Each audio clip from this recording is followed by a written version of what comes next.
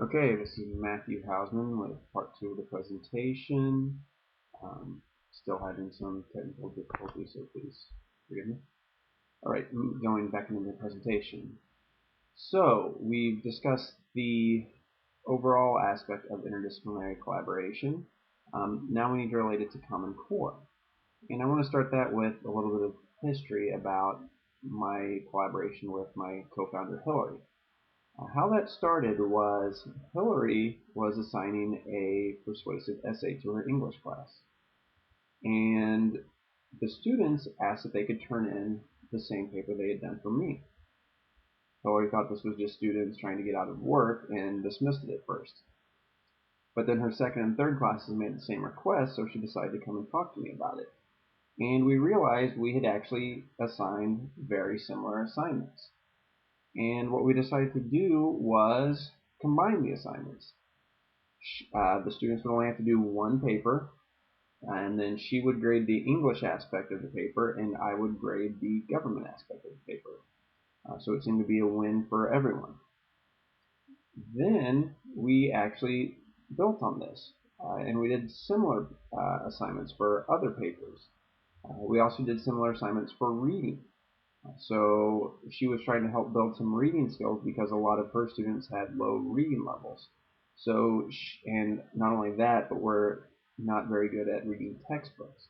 So I would give her my textbook readings, and she would go through them with her class. So therefore, I knew the students were getting the content, and then they were developing the reading skills. And this just developed over the years and became very intertwined in our classes. And as Common Core started to come into effect, we realized this actually fits in perfectly. And I'll give you some examples of Common Core. So here's a standard for literacy and social studies, science, and technical subjects. Again, one of the main purposes of Common Core is to develop literacy in other areas. And so this standard was to determine the meaning of words and phrases as they are used in a text, including analyzing how an author uses and refines the meaning of a key term over the course of a text. For example, how Madison defines faction in Federalist Paper number 10. And when you look at the English standards, you have almost the exact same standard and the exact same example of Federalist number 10. So it would be very simple for different classes to address those standards together. So for both English and government, you could look at Federalist Paper number 10 and look at it from an English component and from a government component, and therefore hit both standards. And this is very similar to what Hillary and I were doing throughout our teaching. And this is actually one of the more involved examples. It was our end of the year project where students had to pick an issue. It was interdisciplinary, starting in my government class, where the students had to pick a local issue and try to get involved in it somehow, and to get involved with the local government. For example, these students were working with the LA Department of Transportation, looking at an intersection and the possibility of putting up a crosswalk. They also had to get support from their English class because if they needed to do a petition or write a formal letter, that would go into their English. Since we're located in East Los Angeles, a very high proportion of the population speaks Spanish, so they would work with their Spanish teachers to translate the written materials, for example, flyers or petitions, so they would have it correctly translated into Spanish. And depending on the math class they were in, they might have to do some statistical analysis. These students actually had to look at and do a statistical analysis of the number of people that were using that intersection. Not only was it interdisciplinary, but it was actually standards aligned as well. I had standards dealing with government agencies and students being able to identify government officials. The English class, they had standards about their writing ability for specific types of texts. Their math class had statistics standards that would go into this as well. Now this was one example of students trying to get a crosswalk.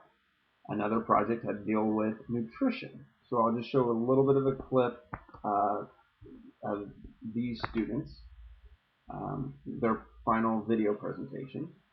I think a little bit to load.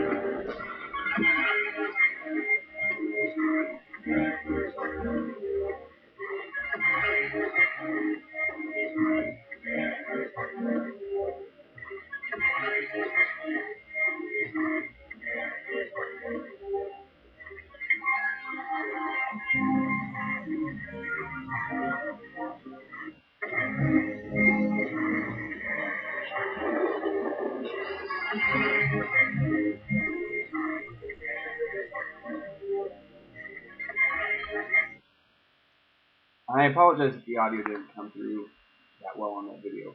But that was just an example, and it was also to show another interdisciplinary connection. They actually were inspired for that by their science class. Now, the other aspect is that this was real-world application of what the students were learning. This wasn't just regurgitating stuff for a test or a paper, but real-world application. And I think that is the most important thing that we as teachers can do, is showing students that they have a voice and how they can impact their world. Now, this was by far the most rewarding project I worked on as a teacher, but it would have been so overwhelming if I tried to do it on my own. It definitely came from the interdisciplinary collaboration with the other teachers at the school. I'm going to pause here now for the video.